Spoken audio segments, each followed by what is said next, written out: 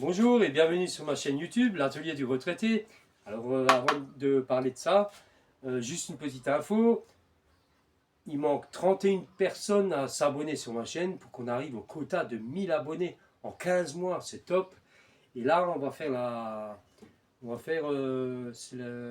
71e vidéo qu'on va faire. Donc voilà. Alors là on est sur une machine qui appartient à Jérémy, on va l'appeler Jérém.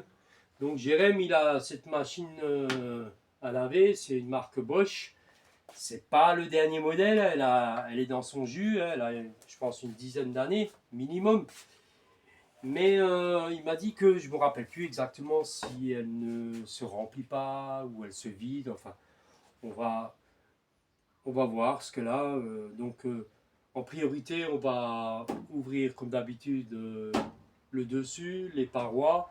On va faire une petite inspection visuelle et pourquoi pas faire peut-être un essai pour voir. Alors j'ai tout de même appelé Jérém pour avoir un peu plus d'explications et il me disait que la machine, en fait quand il la mettait sur 30 degrés, euh, la machine se remplissait, elle se vidait tout de suite et elle s'arrêtait comme si le programme était fini. Donc je sais, j'ai déjà une idée de ce que c'est, mais comme on a couché la machine et effectivement les parois ne s'ouvrent pas, c'est de la marque Bosch, hein, c'est une caisse. Donc on a accès que en dessous et au-dessus. Donc en dessous, on va quand même faire une vérification, vu qu'elle est couchée. On va vérifier la durite ici, d'écoulement. On va vérifier la pompe de vidange avec le filtre. Et bien sûr la durite complète qui va pour évacuer. Une fois qu'on a fait ça, ben, je vous dirai ce que je pense au niveau de la panne. Je vous en dis pas plus, c'est la surprise. Alors en premier lieu, je vais enlever ce collier. Ici, il y a un collier à dévisser avec du torse. Et là, on a un autre collier. Voilà. Et donc, je vais pouvoir enlever cette durite-là où il y a une boule en plastique là-dedans. Je vais le faire hors caméra. Hein. C'est juste des colliers à pincer. Voilà. Donc voilà, c'est pas compliqué. Hein. C'est juste à enlever les colliers. Donc, elle n'a pas l'air d'être bouchée, cette durite. Comme je vous disais, il y a une boule en plastique. Donc, la boule, il suffit d'appuyer et on arrive à la sortir. Voilà. Donc, c'est bien vide, hein, il n'y a rien d'autre dedans. On va juste le nettoyer. Donc, le problème ne vient pas de là. Par contre, là, ici, j'ai regardé dedans, je sens rien. On va vérifier la pompe avec le filtre. Donc, je vais voir avec cette pompe si déjà elle est bonne ou pas, on pourra la tester.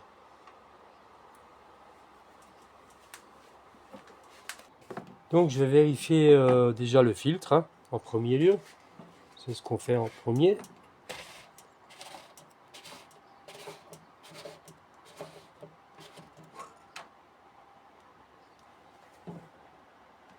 Je regarde si l'hélice elle tourne. Ouais. Là il me semble qu'il y a quelque chose là-dedans. On va taper. Ah bah, voilà. Il y a une pièce de 10 centimes qui était là-dedans. Donc elle rentre pile poil dedans.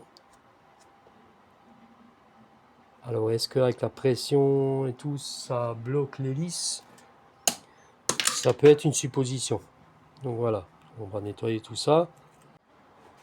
Donc voilà, j'ai enlevé la pompe. Ouais, pas très jolie, hein. Mais je trouve que il y a beaucoup de jeux dans le plastique là. Là, effectivement, ça fait des saccades, comme c'est prévu. Mécaniquement, elle fait la saccade. Mais là, que je puisse faire ça. Je suis pas sûr qu'elle est foutue électriquement, mais mécaniquement, elle est pas bonne. On va voir ça de plus près. Bon, je vais tester la pompe électriquement. Donc voilà, il n'y a pas de sens, hein, plus ou moins.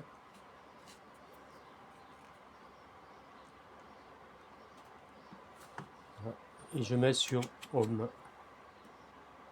Voilà, donc la pompe, elle tourne bien électriquement.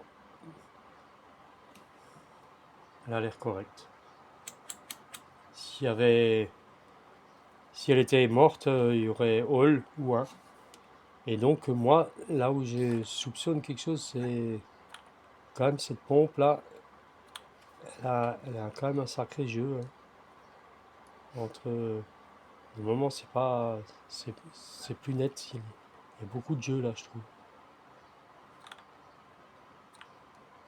On verra. Mais je pense pas que ça vienne de là, la panne. Mais à voir si on changera la pompe ou pas. Donc voilà, j'ai remonté le tout. Par contre, cette machine, elle est ancienne, mais c'est un avantage qu'elle a quand même par rapport aux machines d'aujourd'hui. Elles ne font plus toutes comme les anciennes.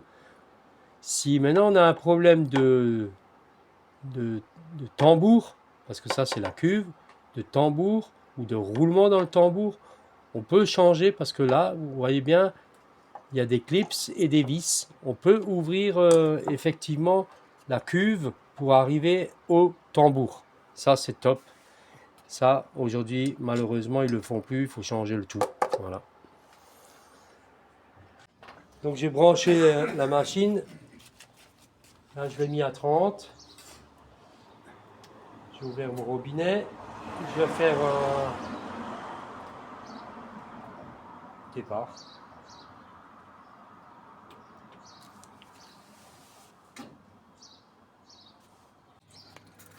Donc là, la cuve, elle est en train de se remplir. Ce qui est étonnant, c'est que le tambour, il tourne pas. Alors, est-ce que c'est le modèle qui dit ça? On met l'eau et après, on fait tourner la machine. En principe, ça...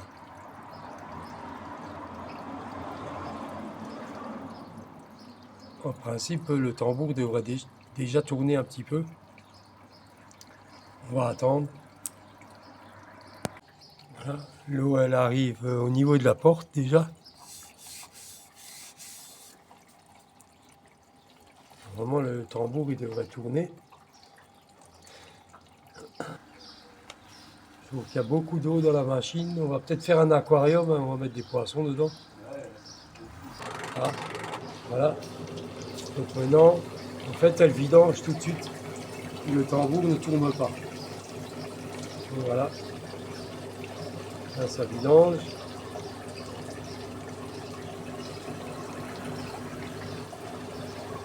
Donc la pompe, déjà, elle marche bien, ça c'est sûr. Mais c'est là où je vais vous dire que c'est la surprise. La panne, je pense savoir laquelle que c'est. On va attendre qu'elle s'arrête.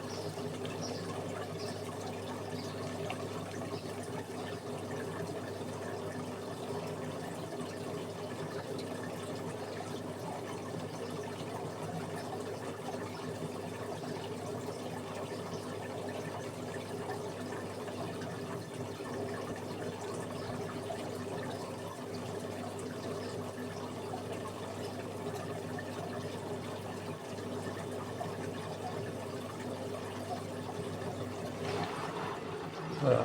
Donc là, il n'y a plus rien. La machine ne s'arrête pas.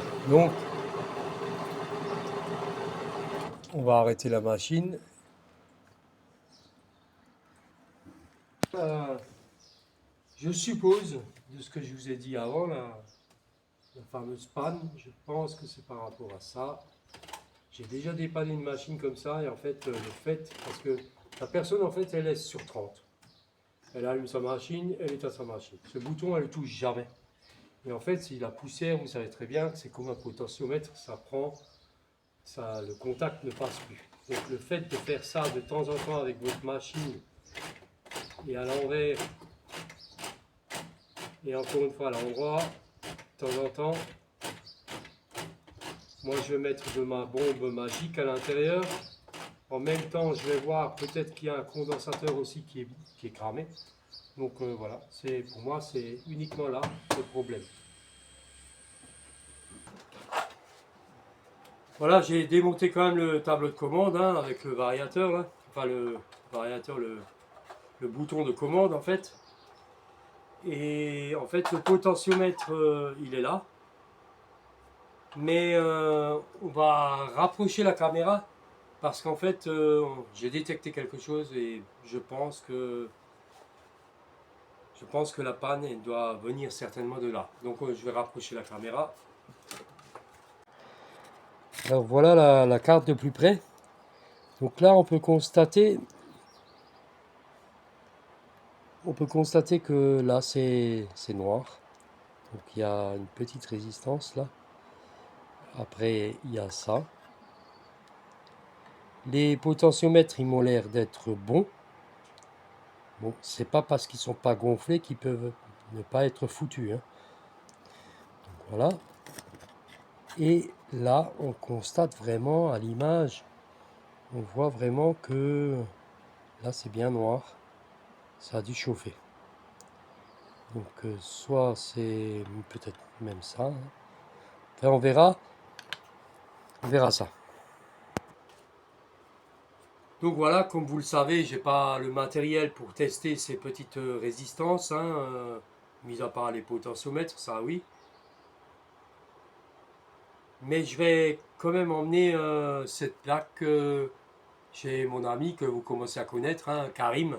Lui, il est équipé là-dessus et c'est le top du top de la réparation de micro-composants. Voilà. Donc prochainement, j'irai voir mon ami et on verra ça, on sera fixé. Voilà. Donc j'ai quand même constaté quelque chose malgré les traces de brûlure qu'on a vues. Là, je vois que le condensateur, je le voyais pas bien avant, mais pour moi il est gonflé. Donc il est pas bon. Je vais vous montrer un neuf. C'est un 470 UF, 25 volts. Et là on voit la différence. Vous voyez, avec la caméra, voilà. Il est bien creusé. Hein.